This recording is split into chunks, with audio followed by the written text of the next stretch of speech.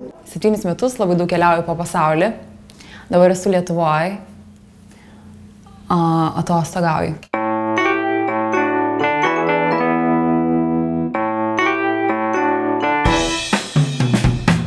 Tokios avantūros dar neturėjau.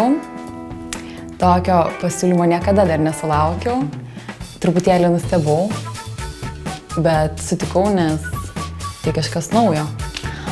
Kad mano kūno liniją pažins 4 svetimi vyrai, tai nėra nedrąsu. Asmeniškai Benedikto Vanago nepažįstu, bet manau susipažinsim. Lenktynininkams fobijos neturiu tikrai.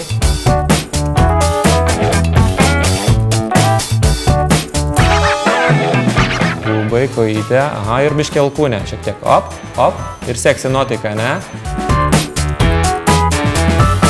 Dirbu 20 metų šį darbą, vis dar jį myliu, mėgstu, nes jisai mane priverčia kiekvieną dieną nugalėti naujus iššūkius, atrasti naujų dalykų ir tobulėti.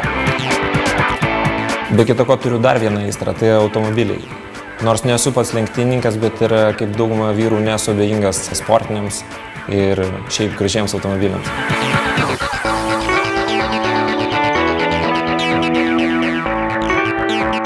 Taigi šiame projekte mes bandysime atskleisti ne tik tai gražus modelio kūno formas ir žavesį, bet ir taip pat išbandysime naują Lexus RCF.